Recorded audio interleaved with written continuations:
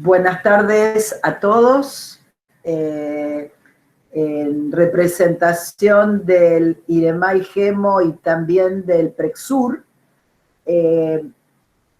queremos darle la bienvenida a Luciano Zácara.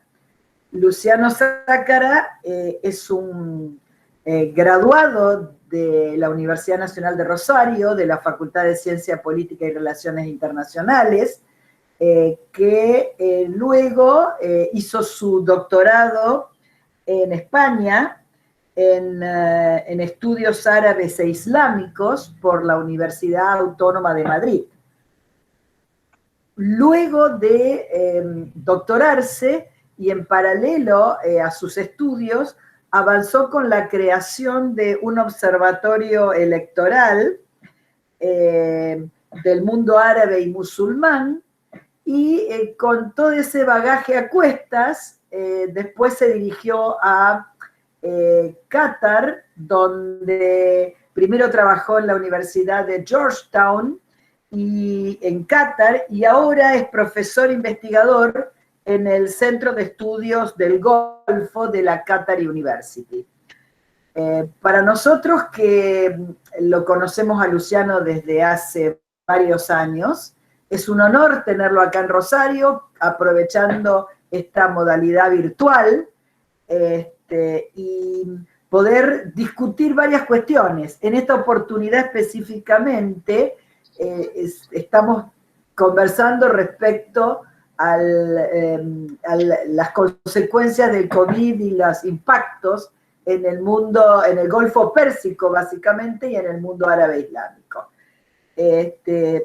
Ya que Luciano, y por eso se puede después aprovechar sus conocimientos en la conversación y discusión posterior, tiene intereses de investigación en política iraní, en política del Consejo de Cooperación del Golfo, política internacional del Golfo Pérsico y sistemas políticos y electorales de Medio Oriente. O sea que estamos con alguien que desde prácticamente sus estudios de grado y posteriormente su tesis doctoral, ha profundizado y se ha especializado en esta cuestión bastante compleja y lejana para nosotros, cercana para él, porque de hecho está inmerso en la realidad del Golfo, cuál es el mundo del Golfo Pérsico o árabe, de acuerdo a quién lo diga y cómo lo diga. La dinámica será la siguiente.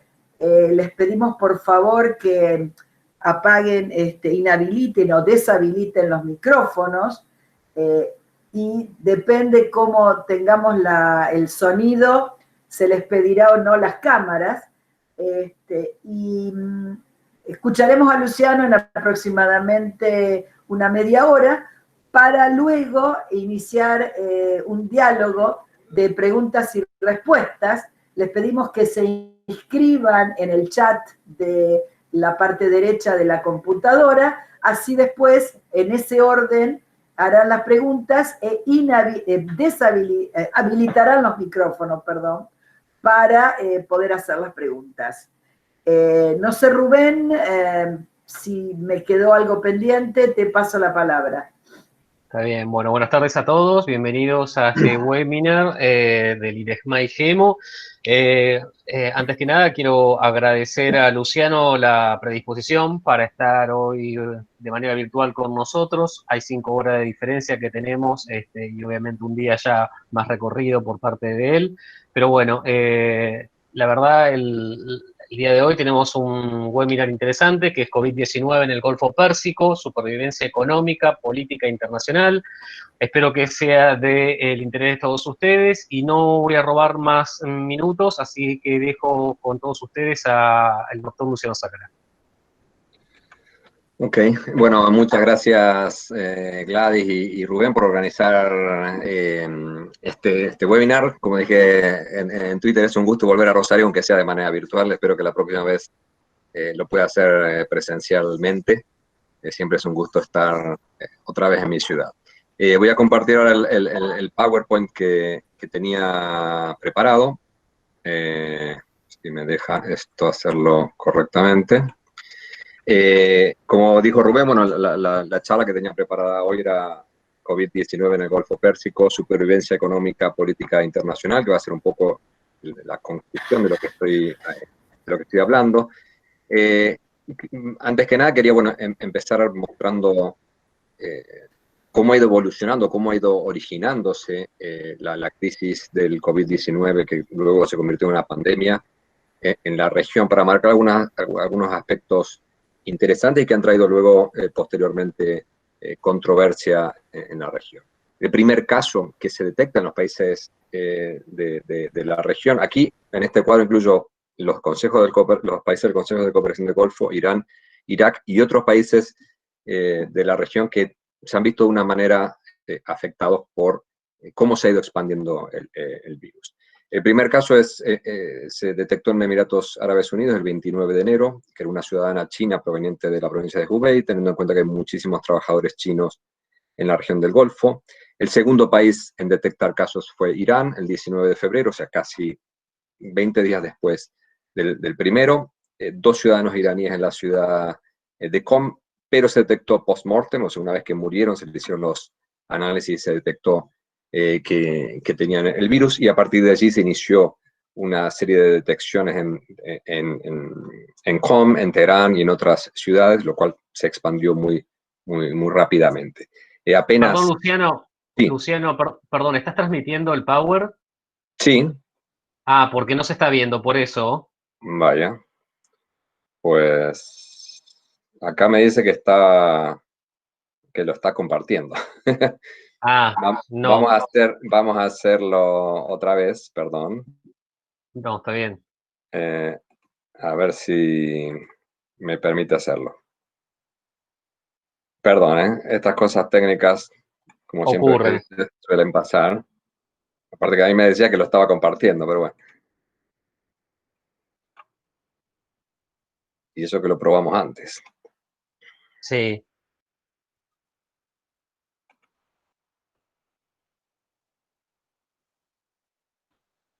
Ahí lo ven. Ahí arranca, ahí está arrancando. Perfecto, muy bien.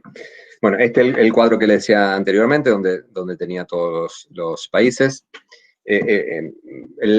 Después del descubrimiento de los primeros casos en Irán, muy rápidamente, en los días posteriores, en apenas una semana, empiezan a detectarse casos en otros países de la región. El 21 de febrero, un ciudadano bahreiní proveniente de la ciudad de Qom, en Irán, dio positivo. En el Líbano, el mismo día, otra ciudadana libanesa proveniente de Qom.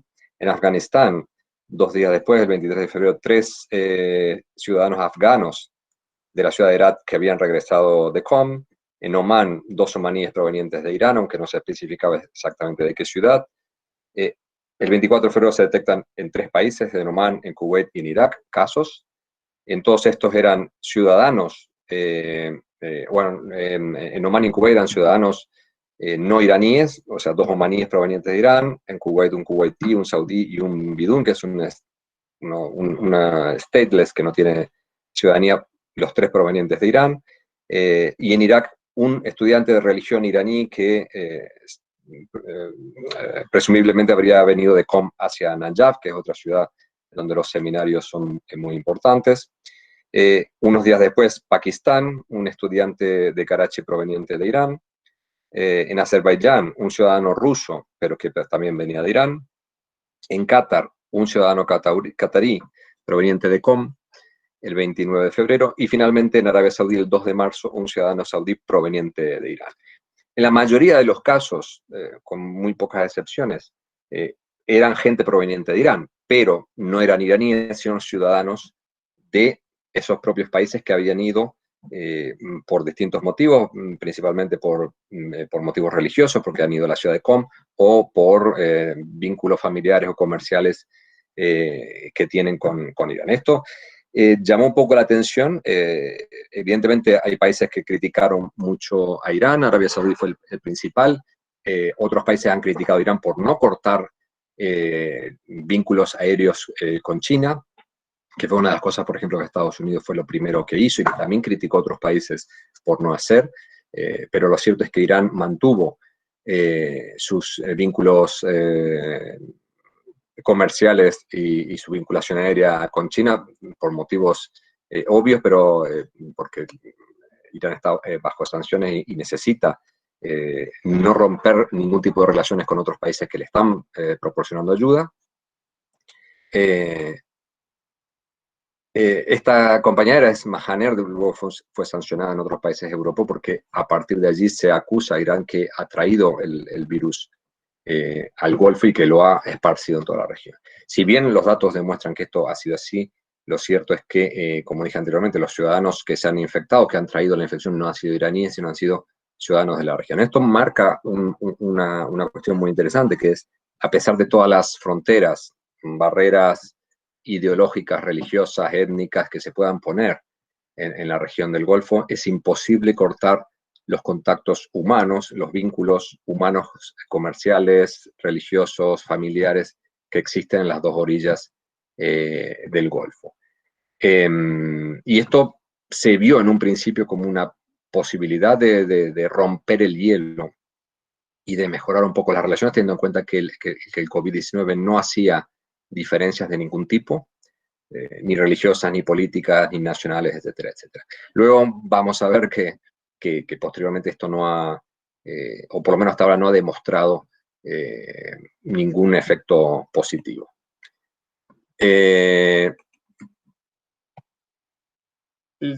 ¿Cómo han ido atacando cada uno de estos países la crisis del COVID?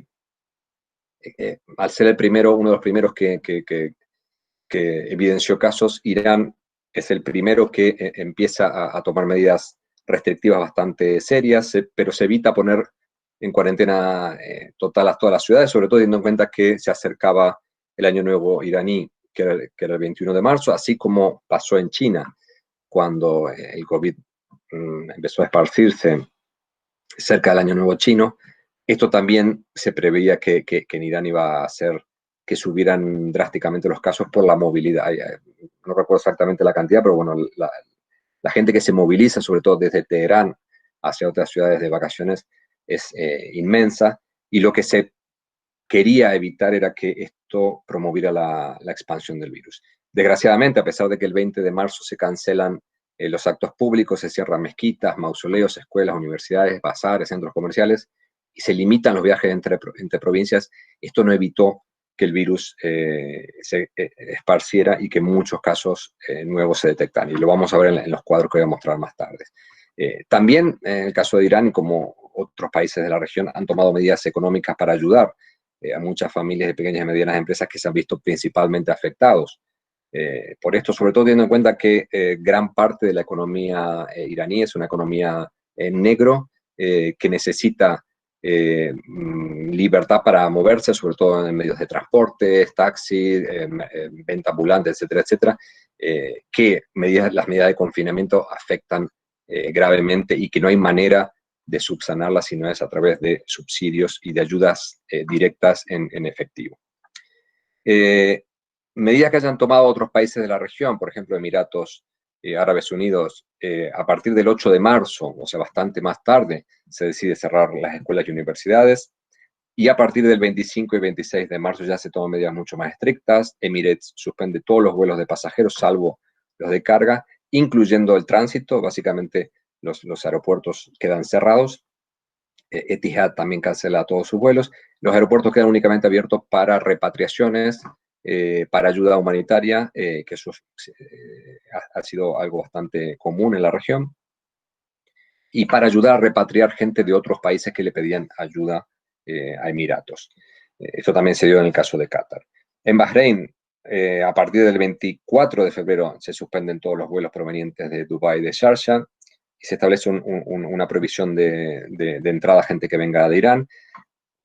Que se suspenden los vuelos de Dubái y Sharjah principalmente porque no hay vuelos directos a Irán, y la mayoría de la gente, sobre todo la gente de Xi'í que va en peregrinaje a Irán, lo hace a través de aeropuertos emiratíes, porque Emiratos sí tiene vuelos con Irán. Se suspenden posteriormente los vuelos con Irak y Líbano a medida que van saliendo casos y se van detectando casos y crecimiento rápido de casos, se van empezando a cerrar fronteras y cancelando viajes. Y el 26 de marzo, finalmente, en la misma fecha que Emiratos, se cierran todos los comercios y centros comerciales y se establecen medidas mucho más restrictivas de contención. Lo que me olvidé decir antes es que en Emiratos se establece un toque de queda nocturno entre las 7 de la tarde y las 6 de la mañana, que duró creo que más de un mes en el caso de Emiratos a partir del 26 de marzo. En Kuwait, medidas muy parecidas, suspensión de la clase desde el 1 de marzo ya hasta agosto, ya no se hace una suspensión temporal, sino ya se planea que hasta pasado el verano va a permanecer cerrado. Se cierran las fronteras terrestres con Irak y Arabia Saudí, que son las únicas dos fronteras que tiene Kuwait, y a partir del 13 de marzo se suspenden todos los vuelos de pasajeros y básicamente se cancela cualquier actividad de Kuwait Airlines. También se cierran comercios y malls y se implementa un toque de queda también de 5 de la tarde a 6 de la mañana. En Kuwait se va a dar algo que se dio en algunos países, pero que no ha tenido mucha publicidad y que marca uno de los efectos más complicados de atajar por parte de las monarquías del Golfo, que es protestas de trabajadores demandando repatriación porque han quedado varados en el país sin tener la posibilidad de tener ningún subsidio y perdiendo sus trabajos. Eso se va a repetir a lo largo de los países del Consejo del Golfo. Pero recién el 5 de mayo se empiezan a detectar esas protestas. En Omán, muy parecido, a partir del 9 de marzo, Oman Air suspende primero sus vuelos a Italia, a otros países de la región como Arabia Saudí, Bahrein y Egipto, y luego a países del subcontinente indio como India, Nepal y Pakistán, donde se empiezan a detectar algunos casos, aunque muchos acusaron a Oman, a Qatar y a otros países de tomar medidas restrictivas con respecto a países que en realidad no estaban teniendo tantos casos como eran Egipto e India en esos momentos. A partir del 18 de marzo se cierra la frontera, no se permite entrar más que a omaníes, y a los omaníes que están dentro del país no se les permite salir. Esto va a ser otra medida que también se va a tomar en Qatar. Y a partir del 21 de marzo se suspenden todos los vuelos internacionales. En Qatar, como dije anteriormente, se toma una medida que en principio resultó bastante controvertida y sin que hubiera muchas explicaciones, porque el 1 de marzo se cierra la entrada a gente proveniente de Egipto, aunque Egipto no estaba demostrando muchos casos. El 9 de marzo se cierran las escuelas y universidades y se cierra también el acceso a gente proveniente de 15 países, incluyendo Egipto, todos los del subcontinente indio, Bangladesh, India, Nepal, Pakistán y Sri Lanka, también de China, de Líbano, de Italia, de Filipinas, de Corea del Sur, Siria y Tailandia. Apenas unos días después, el 17 de marzo, se decide el cierre total de fronteras, solo los cataríes pueden entrar y no pueden salir del país.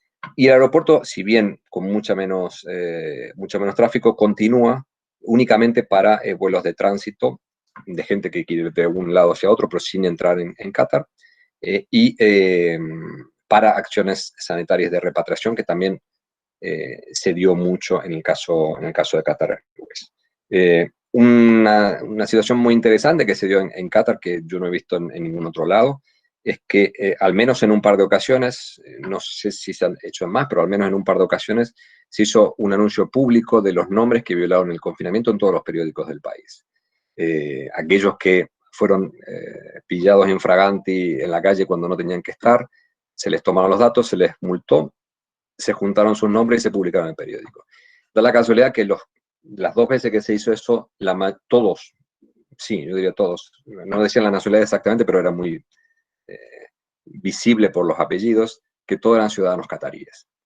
De esto se deduce que el gobierno catarí quería dar un mensaje muy claro a la población catarí, la población local, de que ninguno estaba exento de cumplir las medidas de confinamiento, ni siquiera los cataríes, y que no había ningún privilegio. Esto por las redes, por las redes sociales y las cosas que uno va siguiendo y conversaciones con los colegas, se ha visto en muchas ocasiones que muchas veces los ciudadanos nacionales, no solo en Qatar, sino en Emiratos y en otros países, eran principalmente los que no cumplían la medida de confinamiento, cuando sí se hacía cumplir a los trabajadores extranjeros. En Arabia Saudí se dieron situaciones bastante más complicadas que han tenido implicaciones políticas. porque primero se cerraron la frontera o el acceso a gente proveniente de China el 6 de febrero, y de países de gente que venía del Consejo de Cooperación del Golfo, sobre todo si iban a Meca y a Medina. Como ustedes saben, Arabia Saudí alberga las dos ciudades sagradas del Islam, y en un momento en el cual se aproximaba Ramadán, hubo que tomar medidas para evitar que haya aglomeraciones, y directamente se suspende el Hajj, que es la peregrinación anual a la Meca. El 27 de febrero se suspende temporalmente, el 5 de marzo se cierra temporalmente la Gran Mezquita hasta nuevo aviso. El 8 de marzo se impone un toque de queda en Qatif, que es una de las provincias de mayoría chií en el este, y el 24 de marzo se impone un toque de queda nacional de 7 de la tarde a 6 de la mañana, que duró varias semanas. Todos los países han tenido que tomar medidas, y ahora vemos cuál ha sido el resultado, si todas estas medidas que se han tomado han sido efectivas o no. Lo primero que vemos aquí es en estas dos curvas, la famosa curva que todo el mundo ha tratado de aplanar en estos últimos meses. Lo que tenemos aquí son los nuevos casos diarios registrados. Vemos que en el caso iraní, muy claramente, a pesar de las medidas restrictivas se empezaron a tomar a partir del 20 de marzo, y que eso ha hecho que más o menos se estabilizaran, o por lo menos no crecieran tanto. A partir de fines de marzo y principio de abril se ve que bajan mucho. O sea, el pico se produce en la semana de Nowruz, que es lo que dije anteriormente. En Nowruz, a pesar de todo lo que se hizo, no se pudo evitar que crecieran drásticamente los casos, porque la gente viaja, y al viajar el contagio se hizo muy evidente. Todas las medidas que se tomaron a partir del mes de abril tuvieron su fruto. A partir de principios de mayo, las medidas restrictivas empiezan a levantarse, y se ve claramente cómo sube la cantidad de contagios diarios a un pico mucho más alto que el pico del 1 de abril, de los primeros días de abril. Quiere decir que todo el trabajo que se había hecho de contención durante los primeros años se ha tirado por la borda, levantando las restricciones para evitar afectar más a la economía. Hay que tener en cuenta que Irán está en mucho peor situación que cualquier otro país de la región, porque está bajo unas sanciones impresionantes por parte de Estados Unidos, y con una caída de precio de petróleo, que lo vamos a mencionar después, que ha afectado a todos los países de la región, pero que ha afectado mucho más, especialmente en Irán. Quiere decir que el levantamiento de la medida restrictiva era algo que el gobierno de Rouhani no ha podido evitar, porque si no la economía entraba en un colapso que va a ser muy difícil salir. Sin embargo, el costo por ahora en contagios se está viendo. Lo mismo está pasando en otros países de la región. Arabia Saudí llegó a un pico, estamos hablando de casi 3.000 casos diarios. En el caso de Irán ha superado los 3.000, en el caso de Arabia Saudí casi llegan a los 3.000 casos diarios. Bajó un poco a mediados de mayo, pero está volviendo a subir a medida que se levantan las medidas restrictivas. Lo mismo está pasando en Emiratos y en Qatar, aunque por ahora parece ser que en ninguno de los dos países se ha llegado a un pico. O sea, se ha llegado a un pico, pero no sabemos todavía si ese pico es el definitivo o no, porque en los dos países ya se están hablando de levantamiento de medidas, y ya hay calendarios muy claros planteados a partir de junio, julio y agosto para cancelar todas las limitaciones. Pero estamos hablando, en el caso de Qatar, Qatar llegó al pico hace apenas 3 días atrás con 2.300 casos. A partir de ahora tenemos bastante menos, pero mucho menos se podría decir que la situación está totalmente controlada. En Emiratos están cerca de los 500, 600 ahora, pero llegaron a un pico de 1.000. En otros casos, como en Kuwait y Omán, se podría decir que todavía no se ha llegado o se está estabilizando, pero no se ha llegado a un pico, o por lo menos todavía no se sabe si ese pico se va a superar o no, porque es bastante variable la cantidad de nuevos casos detectados, varía mucho en función de cómo se informan estos casos, y esto ha generado muchas controversias, cómo se calculan, con qué tipo de test se establecen los nuevos casos. En Kuwait se podría decir que está más o menos estabilizado en los 1.000, en Omán han llegado a los 1.000 casos diarios. Finalmente, los 3 últimos casos de la región que pueden ser interesantes de marcar, Bahrein sigue creciendo, pero estamos hablando de una cifra mucho menor de casos diarios que cualquier otro país, apenas 40 casos por día. Y después hay 2 casos que ahora están mostrando unas cifras preocupantes, llegando a 750 casos diarios en Irak y 600 casos en Yemen, pero en los 2 casos han tardado mucho en informarse o en detectarse, no sabemos exactamente cuál ha sido el motivo. En el caso de Yemen, muy claramente, porque no hay un sistema centralizado de información, porque territorialmente está controlado por distintos grupos, por lo tanto es muy difícil determinar cuál es la situación verdadera del COVID en Yemen. Pero bueno, la cantidad de casos está creciendo notablemente a partir de abril y mayo, y se prevé que en los 2 países, en Irak y en Yemen, tengamos muchos más casos detectados en el futuro cercano. En el caso de Irak, muy claramente se ve en los últimos días, en el último par de semanas, cómo se ha pasado desde muy pocos casos, menos de 100 diarios, a 750, y esta es una tendencia bastante preocupante.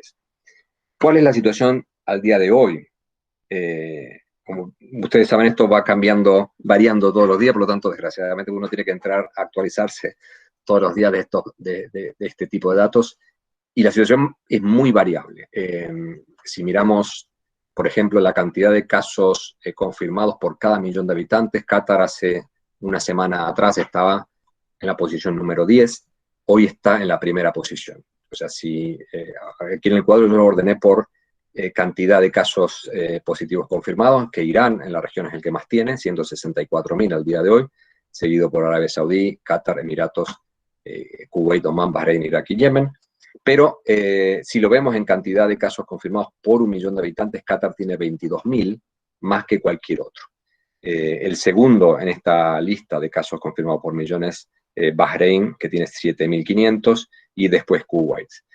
Estos 3 países están dentro de los 7 primeros en el mundo en cantidad de casos por millón de habitantes, lo cual marca la vulnerabilidad de estos sistemas políticos, económicos y sociales ante el COVID, porque son los que más han demostrado la capacidad que tiene el virus de expandirse en sectores de la población que tienen condiciones mucho más vulnerables que el resto. La mayoría de estos infectados son extranjeros, y la mayoría de estos infectados extranjeros son los que viven en campos de trabajo, en habitaciones compartidas, en compounds en donde hay mucha gente viviendo por cada piso y que no tienen las mejores condiciones sanitarias, algo que también incluso las autoridades los han reconocido.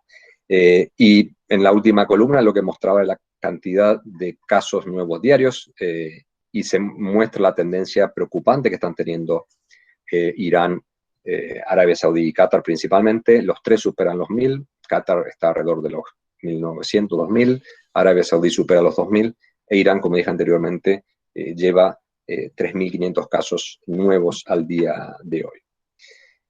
¿Cuáles han sido las principales consecuencias regionales de la crisis del COVID en la región? Aparte, bueno, de las muertes, de los contagios y de los problemas económicos que han generado por mucha gente que se ha quedado sin trabajo. Principalmente el cierre de fronteras terrestres y aéreas. Casi todos los países están bloqueados y han cerrado sus fronteras terrestres y aéreas. Algunos lo han hecho más rápido que otros. Con el caso iraní se ha hecho muy rápidamente. Yo estaba en Irán el 21 fui por las elecciones el 21 de febrero, y a partir del 22 empezaron a cerrar todas las fronteras. Temí en algún momento que me pudiera quedar atrapado en Irak. Bueno, no fue así, pero muy rápidamente países como Irak, Kuwait, empezaron a cerrar sus fronteras y sus vuelos a Irán. El caso de Qatar no ha cerrado y nunca ha terminado de cancelar sus vuelos a Irán, lo que le valió la crítica de otros países de la región por permitir que gente de Irán usara los aviones de Qatar Airways y el aeropuerto de Qatar para viajar a otros lados. Pero evidentemente, como dijimos anteriormente, de la misma manera que Irán no canceló y sigue sin cancelar sus vuelos a China, Qatar tampoco canceló sus vuelos a Irán, porque hay una deuda que tiene pendiente Qatar con Irán, que es la ayuda que Irán le ha brindado y le sigue brindando a partir del bloqueo político y económico y territorial al que Qatar está sometido por parte de Arabia Saudí, Bahrein y Emiratos. Por lo tanto, no se esperaba en ningún momento que Qatar cerrara sus vuelos. Lo que sí ha hecho es reducido las frecuencias. Antes tenía 3 viajes diarios a Teherán, ahora tiene creo que 3 o 4 vuelos semanales a Teherán. Pues sobre todo tampoco porque la gente no viaja. También se han impuesto cuarentenas a viajeros del exterior en distintas condiciones, en distintas situaciones. Eso lo ha hecho todo el mundo, pero bueno, particularmente en la región se ha visto desde muy temprano. Como dije anteriormente, acusaciones cruzadas entre países que han considerado que los otros no han hecho las cosas que había que hacer y que han utilizado el coronavirus de una manera política. Irán ha acusado a Arabia Saudí ha acusado a Qatar y a Irán de no haber manejado correctamente la situación y haber utilizado esto para perjudicar a otros países. Se ha hablado mucho de la corona diplomacy. En algunos aspectos ha sido algo positivo, en algunos aspectos ha sido algo negativo. La parte positiva, por ejemplo, que Emiratos Árabes ha brindado y sigue brindando ayuda humanitaria y sanitaria a Irán, rompiendo un poco el hielo que existía entre los dos países. El hecho de que, como Qatar, Irán, Emiratos han ofrecido ayuda a China cuando más lo necesitaba, China está devolviendo esa ayuda a otros países de la región. Irán vendió mascarillas, barbijos a China. China, cuando Irán lo necesitó, también se los vendió. O sea, ha tenido ese aspecto positivo. El aspecto negativo, como dije anteriormente, decisiones de cortar o evitar que vengan gente de determinados países que no había justificación sanitaria para hacerlo, o el hecho de que, por ejemplo, en plena crisis del COVID, Arabia Saudí empezara a difundir rumores, vídeos, una campaña de desinformación muy fuerte hace apenas una semana en contra de Qatar, diciendo que había habido un golpe de Estado en Qatar, que evidentemente fue negado y demostrado que había sido un bulo. Quiere decir que a pesar de que esto se había visto en un principio como una oportunidad para mejorar las relaciones dentro de la región, esto no fue así, y en algunos casos incluso se ha utilizado para echar más leña al fuego y hacer leña del árbol caído.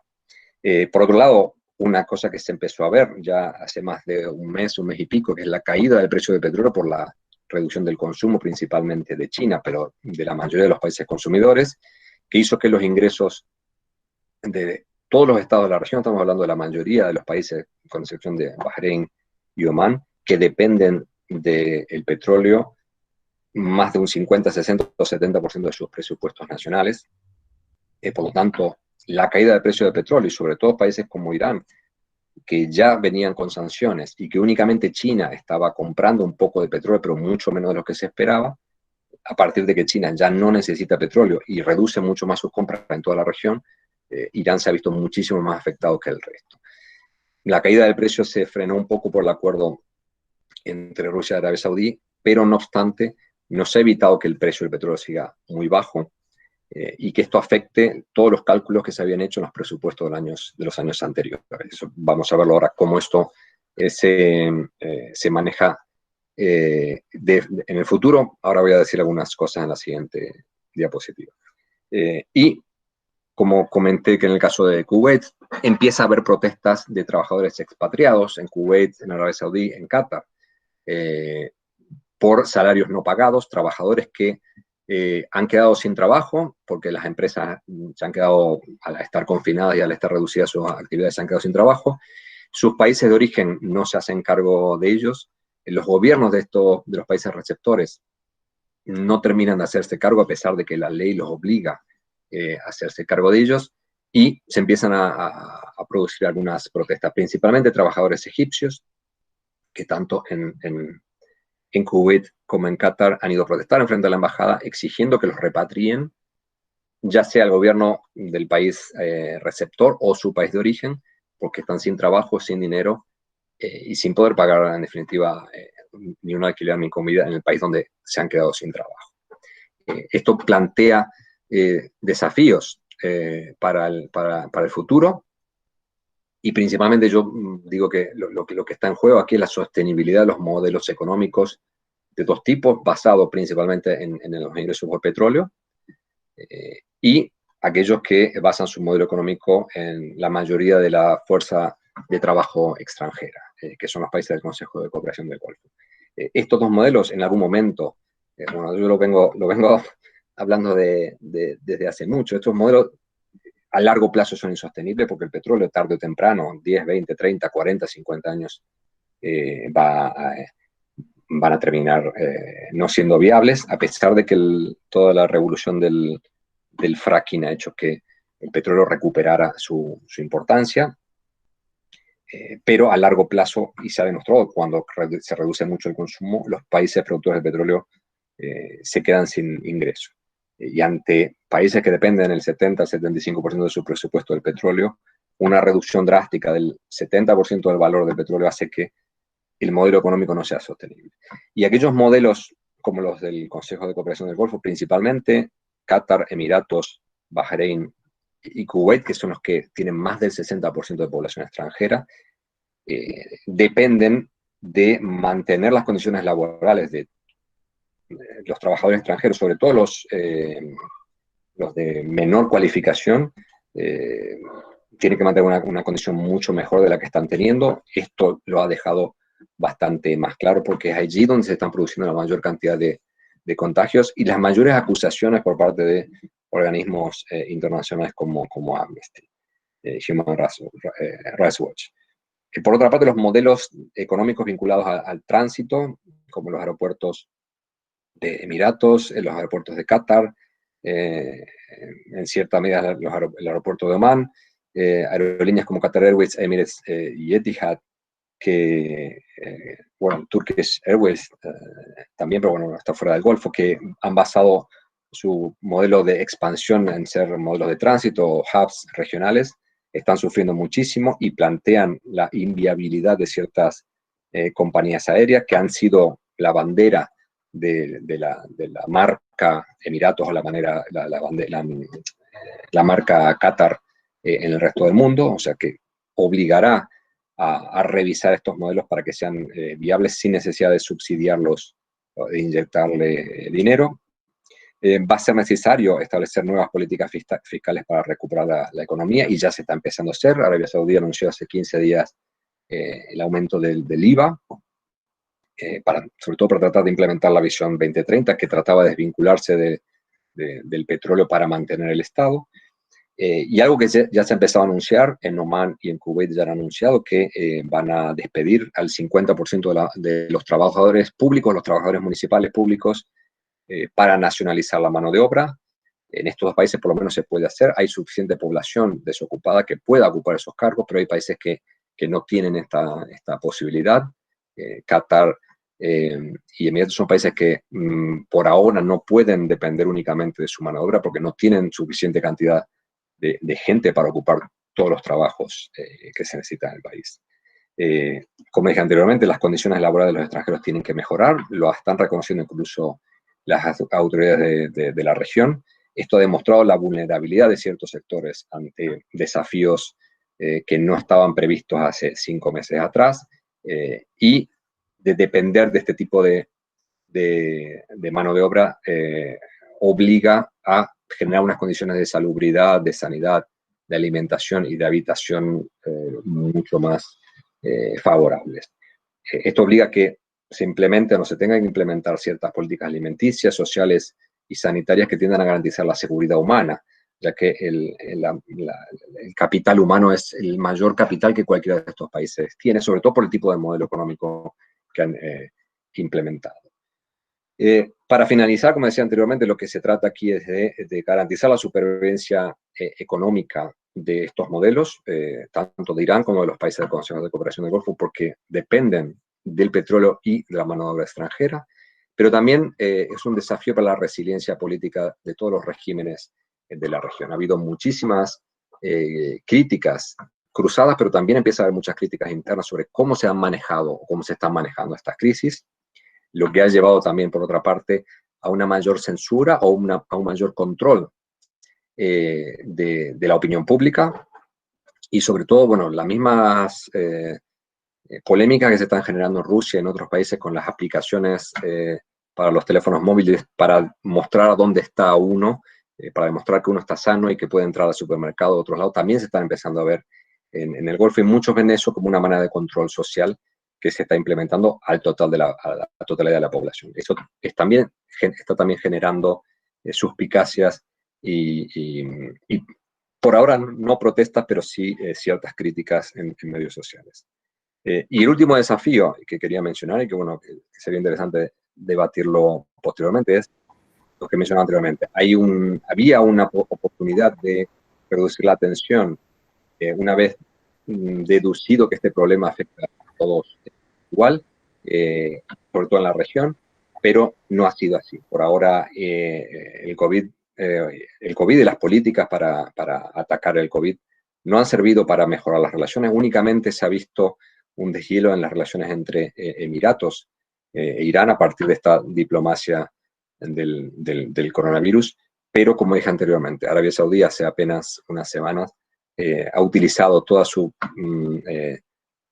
ejército de bots de Internet, de Twitter, para difundir bulos acerca de un golpe de Estado inexistente en Qatar, y esto evidentemente dará, o sea, hoy o ayer, hoy, se cumplen 3 años del comienzo del bloqueo en contra de Qatar, y bueno, los comentarios que surgen a partir de esto es: nada ha cambiado, nada parece que vaya a cambiar, y parece ser que nadie tiene muchas intenciones de superar esta crisis, y que el COVID no ha servido para llamar la atención de que otro tipo de política es necesaria para solucionar los problemas de la región, más allá del enfrentamiento que exista y que seguirán existiendo entre los distintos países de la región. Dejo el lugar para que pregunten, comenten, critiquen, etcétera. Y de nuevo quiero repetir el gusto que es para mí poder estar compartiendo estos momentos con mis colegas de Rosario. Bueno, y de Muchas Buenos gracias, Aires, Luciano. los lugares que están ahí también. Muchas gracias, Luciano. Ahora, bueno, para la ronda de preguntas vamos a hacer que quienes tengan alguna consulta que hacer pidan la palabra, si puede ser, en el cuadro de texto a la derecha de la pantalla. Así no se arma el lío y, bueno, vamos habilitando los micrófonos. No sé si alguien tiene algún comentario o alguna pregunta que realizar. Adelante. Dale, Vero. Bueno, buenas tardes. Muchas gracias. Antes que nada, muchas gracias, Luciano, por tu exposición. Como siempre, has sido muy claro. Mi consulta tiene que ver un poco con respecto a la situación en Irán. Consultarte si pensás que como que esta conjunción, digamos, de por ahí de situaciones críticas que se están dando en Irán, sí, teniendo en cuenta que el país ya viene de una crisis económica muy fuerte, que las elecciones además marcaron además de la baja participación, el triunfo, digamos, conservador o sea, de la facción conservadora en Irán, y las críticas que ha venido sufriendo Rouhani respecto a cómo enfrentó la situación del COVID-19. Si pensás que esto realmente puede ser primero un factor que pueda servir para que la facción conservadora logre sacar rédito político de esto, o si por otra parte va a ser un factor que va a coadyuvar, digamos, a que la situación respecto al régimen y a cómo la ciudadanía se posiciona respecto al régimen pueda transformarse en una crisis, digamos, en ese sentido, política. ¿Cómo evalúas, digamos, la interrupción del COVID-19 en relación a la situación política de Irán? Vale. ¿Contesto ahora o...? Sí, contestá ahora, Luciano. Vale. Bueno, por empezar, el sistema político iraní es uno de los más resilientes de la región y ha superado guerras, crisis de legitimidad, bloqueos, sanciones. Esto, bueno, era la gota que colmaba el vaso. Nadie esperaba una crisis de este tipo y que afectara tanto como lo está afectando. Pero creo que el COVID está afectando incluso más de lo que las sanciones estaban afectando a Irán últimamente. Pero creo, bueno, que ha demostrado que ninguno es vulnerable en la región. No creo que haya influido mucho o que vaya a influir mucho en la victoria conservadora en las próximas elecciones presidenciales. Yo creo que ya estaba determinado desde hace bastante tiempo. Para mí, la facción moderada y las facciones reformistas han perdido muchísimo apoyo. De las investigaciones, las conversaciones que he tenido en Irán cuando estuve en las elecciones, me dejaban muy claro ver que si no hubiera habido el filtro de candidatos reformistas en las elecciones legislativas, probablemente los reformistas tampoco hubieran ganado. Quiere decir que ya mucha gente estaba desilusionada y que ya le había dado la espalda a los reformistas. Por lo tanto, era inevitable la victoria conservadora en las elecciones legislativas, y es inevitable una victoria conservadora no por el COVID, no por el manejo últimamente, sino por el fracaso desgraciadamente, el fracaso de la política de Rouhani económica y desde el punto de vista exterior. Pero este fracaso, incluso diría, no es achacable a Rouhani en sí mismo, sino al resultado de la salida de Trump del acuerdo nuclear. Si Trump no hubiera utilizado su política de máxima presión hacia Irán, quizá la situación hubiera sido muy diferente, pero el rédito político que hubiera podido tocar Rouhani y los moderados y los reformistas hubiera sido mucho mayor y hubieran podido salvarlos. Ahora, algunos dicen que el hecho de que los hayan bloqueado los reformistas en las elecciones legislativas los ha salvado, y que en las próximas elecciones legislativas, una vez que el próximo presidente conservador también fracase, en definitiva, no va a poder cambiar las decisiones de Trump, puedan volver a recuperar cierto fuelle político. Es muy difícil de prever, tú sabes cómo es muy difícil de prever qué va a pasar, pero yo creo que la victoria conservadora ya estaba determinada ya, te diría, ya un par de años atrás. Ya cuando Trump se retiró del acuerdo nuclear y ante la imposibilidad del gobierno iraní de cambiar esa deriva de los acontecimientos, era claro que la juventud incluso se iba a sentir mucho más decepcionada, de la misma manera que se sintió decepcionada con Khatami en el 2005 y terminó votando por Ahmadinejad. No sé si te he podido contestar todo lo que quería.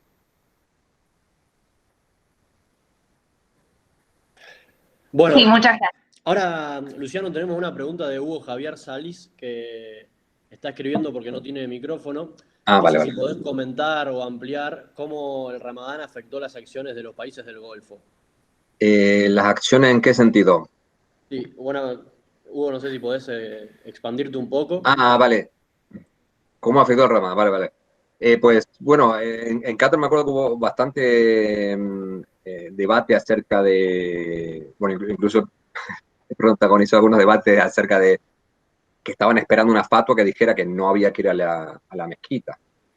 Y con otros colegas decíamos, bueno, es que hay una política oficial del gobierno diciendo no vayan a lugares públicos, no hace falta una fatua diciendo que no hay que ir a la mezquita, porque la mezquita es un lugar de confinamiento donde se puede, de masificaciones donde se pueden dar contagios mucho más fáciles. De la misma manera que se cancelaron los gimnasios, las discotecas, etcétera, las mezquitas fueron el segundo paso. Lo que pasa es que, bueno, en países musulmanes y sobre todo en países donde la religión se ve muy, muy fervientemente, como en la región del Golfo, cancelar actividades religiosas generó mucha controversia. Pero finalmente la mayoría de los países del Golfo establecieron los pactos, o las autoridades religiosas justificaron el hecho de rezar en casa, el hecho de justificar que ante una necesidad pública mayor se pudiera rezar en la casa y que no se fuera a las mezquitas. De la misma manera que se hizo con respecto al Arabia Saudí canceló primero temporalmente y después definitivamente las peregrinaciones a la Meca. Las imágenes de la Kaaba totalmente vacía es algo que nunca se ha visto, y nadie, en este caso ningún país de la región, acusó a Arabia Saudí de tomar esto como una medida política. En otros casos sí se ha usado, la diplomacia del Ramadán es algo que Arabia Saudí ha usado constantemente. Cuando hay problemas diplomáticos con Irán o con otros países, lo que ha hecho Arabia Saudí es reducir la cuota de peregrinos de esos países. En este caso lo que se hizo es cancelar una causa de, motivo de causa, de causa mayor, como se dice. Por lo tanto, no hubo crítica a Arabia Saudí respecto a eso. Todos los países lo tomaron como una decisión lógica, sobre todo porque todos los países restringieron la movilidad de sus propios ciudadanos. La mayoría de los países del Golfo se restringió a los ciudadanos que salían de su país. Por lo tanto, no había posibilidad de ejercer, de realizar el Ramadán. Hay que ver después, bueno, no he estado mucho en los debates religiosos, imagino que hay una literatura bastante amplia en temas de fatwa, en temas de discusiones en mezquita acerca de cómo compensar el no haber ido a Ramadán, que me imagino que se irá dando. Prometo, Hugo, investigarlo y hablar con los colegas míos que están más especializados en estas cosas para ver hacia dónde ha ido ese debate más religioso de cómo compensarlo. Pero lo que está claro es que se ha justificado desde el punto de vista religioso la necesidad de quedarse en casa y de rezar en casa, incluso de no hacer las habituales reuniones familiares para evitar contagio. Bárbaro. Ahora, Morena, tenés la palabra, si querés preguntar vos. Bueno, buenas tardes, Agustín y Luciano. Mi pregunta tenía que ver con Arabia Saudí, preferentemente con el tema de la reforma fiscal, esto de que se triplicó, digamos, el IVA. Eso, ¿cómo puede llegar a incidir en el pacto, digamos, autoritario que tiene la monarquía con el pueblo? Ya que en un primer momento, digamos, los ingresos por impuestos eran mucho más bajos y esto ahora se triplica y me da la sensación como de que, bueno, sí, un pueblo que está tributando más quizá tenga mayores demandas sociales o políticas o mayores demandas por una respuesta de la monarquía saudí. Quiero saber cuál es su opinión. Bueno, es el gran temor que han tenido siempre los países, las monarquías del Golfo, al implementar políticas fiscales. En la visión 2030 ya estaba claro que Mohammed bin Salman lo que quería era reducir la dependencia del Estado del petróleo, vendiendo una parte de Aramco para que entren más capitales, implementando una política fiscal para que por lo menos los impuestos representar una porción más grande. Ya Irán lo hizo. Irán lleva ya varios años con un presupuesto en el cual los impuestos representan más del 50% de los ingresos del Estado, y eso no ha cambiado la relación entre el gobierno y el Estado, entre el gobierno y la población, perdón, entre Estado y sociedad. Por lo tanto, es previsible que si es un aumento gradual y se justifica de la manera en que lo ha justificado Irán, pueda avanzar hacia un modelo económico que sea más sostenible. Lo que pasa es que, a pesar de todas las críticas que pueda haber respecto a Irán o respecto al sistema electoral iraní, etcétera, en el caso de Irán hay elecciones presidenciales, elecciones de parlamentarias, elecciones de asamblea de expertos municipales. Por lo tanto, hay una compensación en cuanto a participación política que Arabia Saudí no tiene. Arabia Saudí tiene únicamente elecciones municipales y no eligen a todos los miembros de los consejos municipales, sino la mitad. Y recién hace unos 4 años atrás se le dio el derecho de voto a la mujer. Por lo tanto, todavía estamos en un paso muy pronto para decir el aumento del IVA muy drásticamente puede llegar a provocar demandas de participación más grandes o demandas de reformas sociales de otro tipo. Lo que está haciendo Mohammed bin Salman es implementar otro tipo de reformas para liberalizar un poco las medidas de restricción sociales. Bueno, ya lo habrás visto, lo de los cines, lo de que se abra el turismo, que pueda venir gente de turismo sin necesidad de tener una invitación o únicamente para hacer peregrinación a Arabia Saudí. Todas esas medidas de relajamiento son para compensar el hecho de que se están pidiendo otras cosas. Lo que pasa es que hasta qué punto la gente está contenta con eso únicamente, si la población saudí lo único que quiere, bueno, mientras me dejen ir al cine, mientras pueda conducir las mujeres, lo de votar tampoco me interesa mucho, porque en todo caso, a lo mejor las elecciones no cambian nada, como pasa en muchos de los países del Golfo en donde hay elecciones, que son elecciones muy cosméticas sin que representen un cambio sustancial. Entonces, ¿qué tipo de demandas van a surgir? Muy probablemente el tipo de demanda que van a surgir ahora es empleo público. Empleo público porque mucha gente se ha quedado sin trabajo y mucha gente está sufriendo las consecuencias de la pandemia y las consecuencias de la caída del precio del petróleo. ¿Qué pasa? Que el empleo público únicamente se puede generar con gasto público, y el gasto público, si no viene de los impuestos, tendrá que venir del petróleo. Entonces es una especie de círculo vicioso que vamos a ver cómo se reduce. Por ahora, como decía anteriormente, las políticas de nacionalización que Kuwait, Omán y seguramente los otros países aplicarán es para calmar el disenso o la protesta de los propios nacionales. Y si se echan extranjeros, pues tampoco importa mucho porque no tienen participación política. En el caso de Arabia Saudí, esto no se puede dar porque el porcentaje de extranjeros es del 30, 25, 30%, o sea, no es tan grande como en otros países, y los procesos de nacionalización de mano de obra que se implementaban en los 90 y en los 2000 no han sido muy exitosos. Por lo tanto, no queda muy claro cómo esta política de nacionalización de mano de obra pueda evitar otro tipo de demandas. Pero como digo, bueno, creo que todavía estamos viendo las primeras consecuencias económicas de esto. Creo que para esperar consecuencias políticas va a haber que esperar un poquito más y ver los pasos que está tomando Mohammed bin Salman, apertura en otros sectores. Muchas gracias, Luciano. Sí, Joel, podés preguntar vos.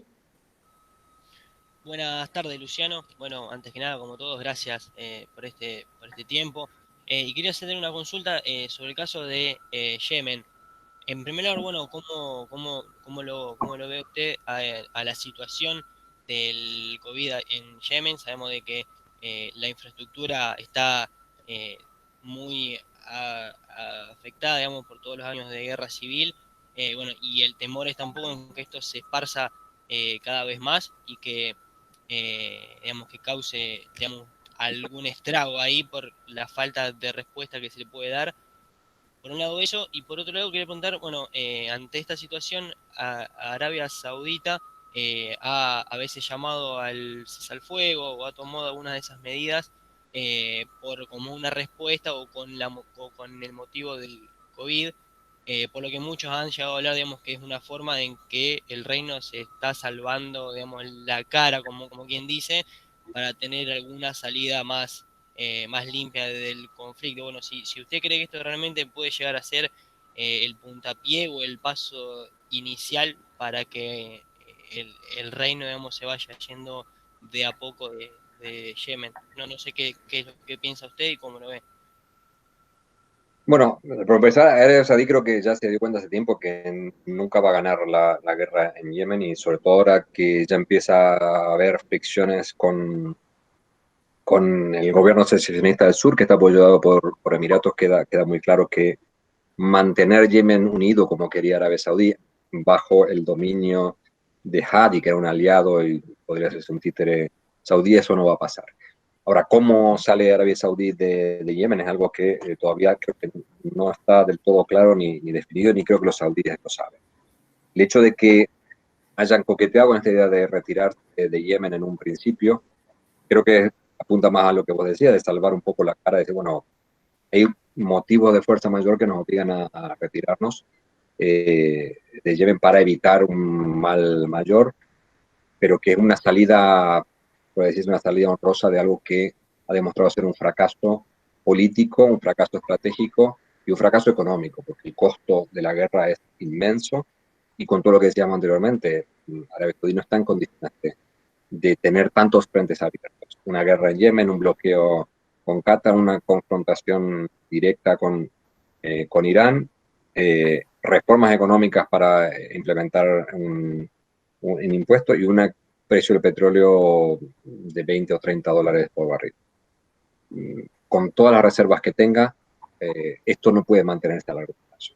Y eso se viene diciendo hace mucho de la guerra de Yemen, que el costo de la guerra, bueno, no recuerdo la cifra, era una determinada cantidad, pero esto se lleva ya 5 años, con un costo mucho mayor del que se espera. Y digo, sin que se prevea ninguna salida política y mucho menos una salida militar.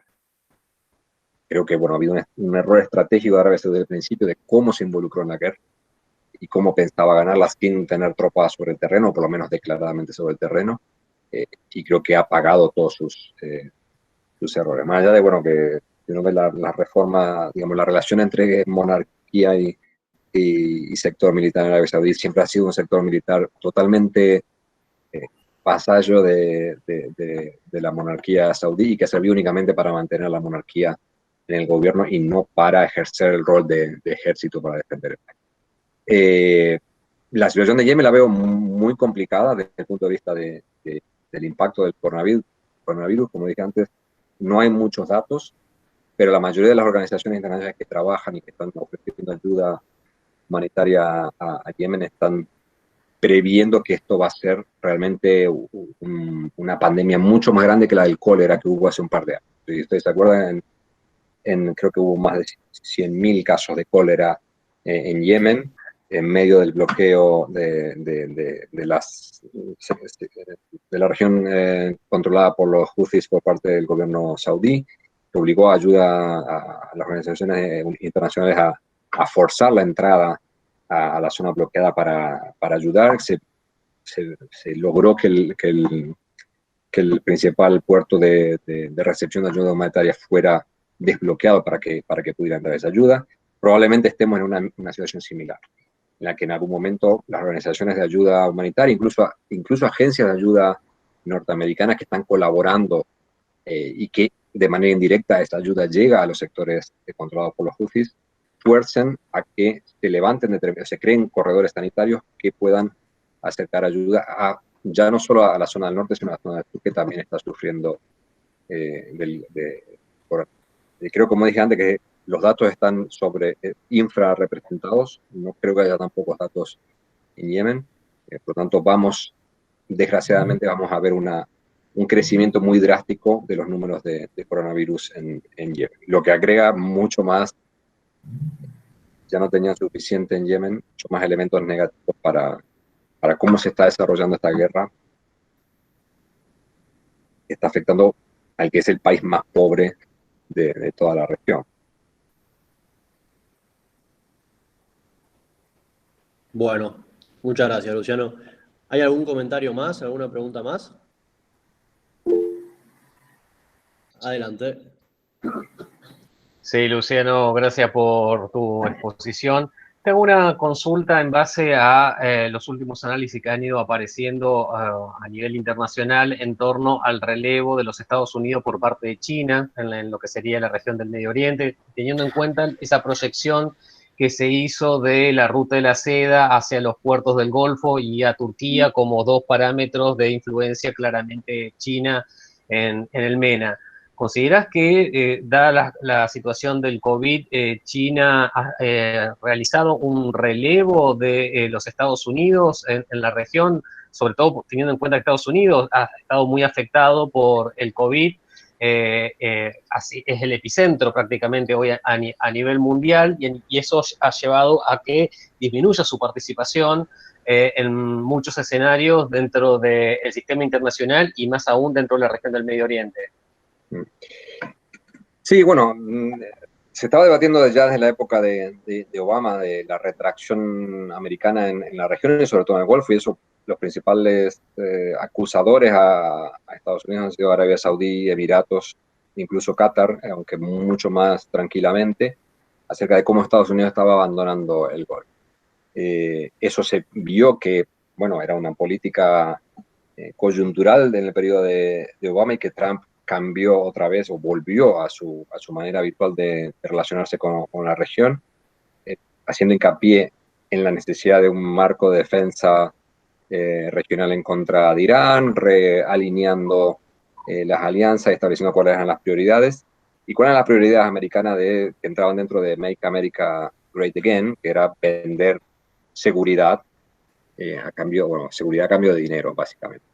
¿Qué pasa? Que, bueno, que China no, cuando empieza a desplazar o cuando Estados Unidos se empieza a retraer, China no entra a la región de la misma manera que entra a Estados Unidos. La manera que tiene China de entrar en la región es sin condicionalidad política, sin ningún tipo de afinidad ideológica o política con ninguno. China lo que hace es, yo quiero hacer comercio con todo el mundo, me da igual los problemas que tiene Irán con Arabia Saudí, me da igual el bloqueo saudí a Qatar. El presidente chino o los ministros chinos cuando van y visitan a todos los países en el mismo viaje, lo cual deja muy claro que los problemas que tengan ustedes y los problemas que tengan ustedes con sus propias poblaciones los arreglan entre ustedes. Hace poco tuvimos una reunión con un colega chino que decía muy claramente, la fortaleza que tiene China en este aspecto es que ellos lidian únicamente con gobierno.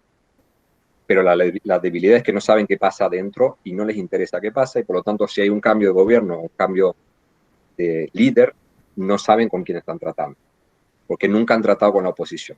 Ellos van a comerciar con las autoridades oficiales y les da igual que haya oposición, protesta, etcétera. Eso demuestra que el tipo de vinculación que China quiere tener con la región no es vinculada a aspectos de seguridad o militar, ni vinculado a temas políticos, simplemente comerciales. Eso les garantiza cierta invulnerabilidad en cuanto a que, bueno, ellos necesitan petróleo y vender productos chinos y mandar población para que puedan trabajar allí y mandar remesa a su país. Y los que autorizan eso son las autoridades vigentes en ese país. Mientras eso esté permitido, le da igual lo que pase entre ellos, etc. ¿Qué pasa? Que los otros países de la región piensan lo mismo. Irán le interesa vender petróleo a China, Arabia Saudí le interesa vender petróleo a China, Qatar le interesa vender gas a China. Entonces no obligan a China a que tomen partido por nadie. Eso no pasa con Estados Unidos o con Europa, que por las condicionalidades políticas, por los principios ideológicos, por la manera en que ven la importancia que tiene la política exterior en promover determinada política social o determinada política de protección de derechos humanos, etcétera, etcétera, condiciona la manera en que Estados Unidos entra en la región. Si entra Estados Unidos en la región es para evitar que la expansión del islamismo, del terrorismo, del comunismo, del chiismo, Europa hará más o menos lo mismo en función de, bueno, la expansión de la exportación de la democracia, derechos humanos, etcétera. China no entra con eso.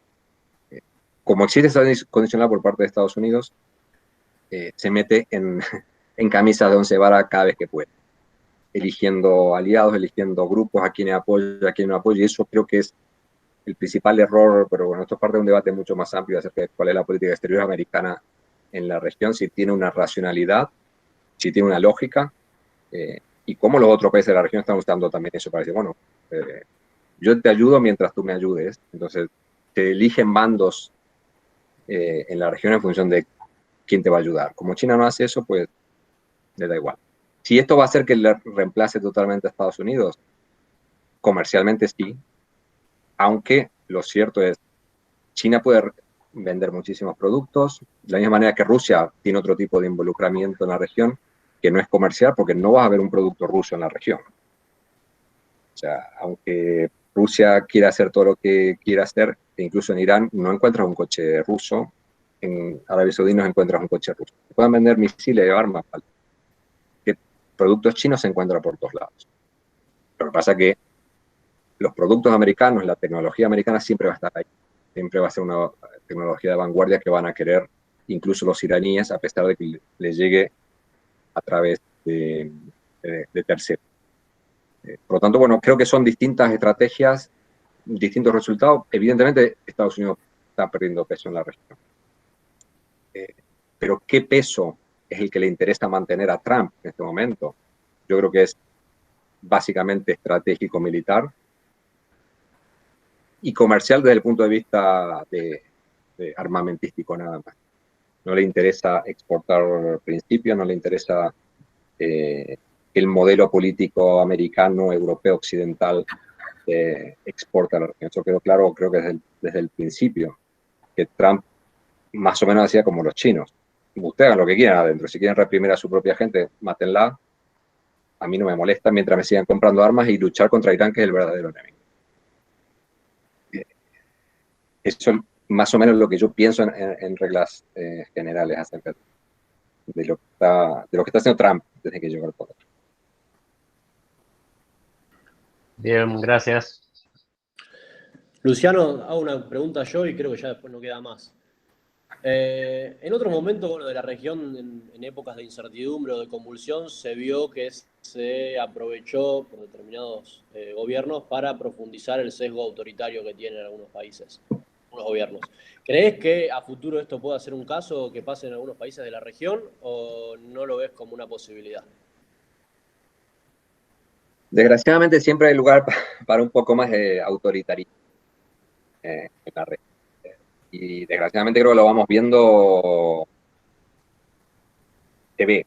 Desde el momento en, bueno, tiene que ver con la primavera árabe, con el fracaso de la primavera árabe en multiplicarse y arraigar en la región para realmente demandar libertades y participación política y la falta de apoyo que han tenido por parte de Europa y Estados Unidos de aquellos países que podrían haber presionado un poco más. Y desde el momento en que Trump, como dije anteriormente, entró al gobierno diciendo, bueno, hagan lo que hagan, a mí no me importa, eso ha restado muchísimo más. Y lo estamos viendo con muchas políticas exteriores de Estados Unidos que se está retirando de UNRWA, de la Organización Mundial de la Salud, critica a todos los países que tratan de hacer algún tipo de política más basada en principios democráticos y derechos humanos en la región. Al no haber ningún tipo de incentivo desde afuera, ni presión ni condicionalidad política,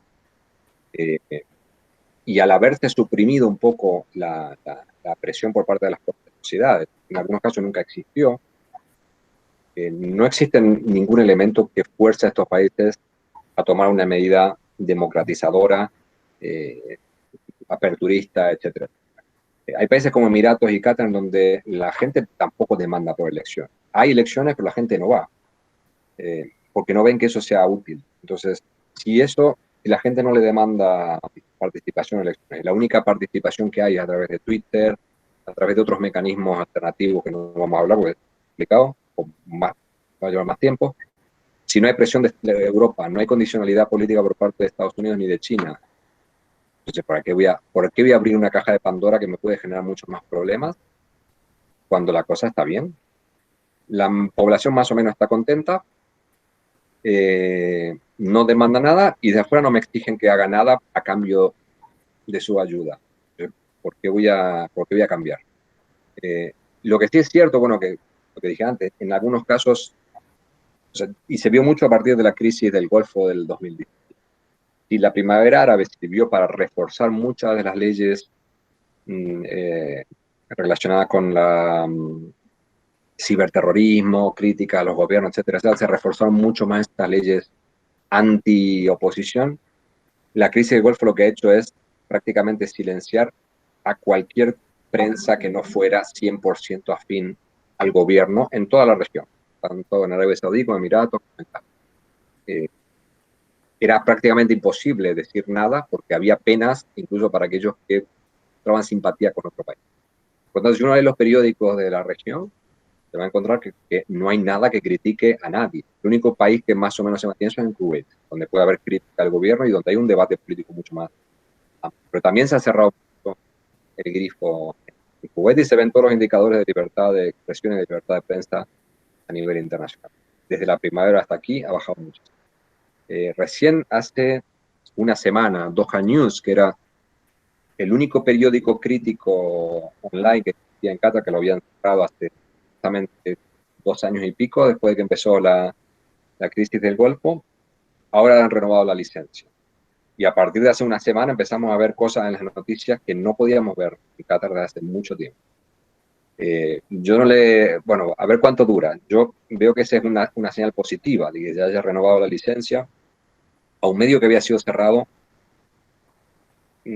teóricamente por motivos administrativos, pero que todo el mundo entendió que era por motivos de censura.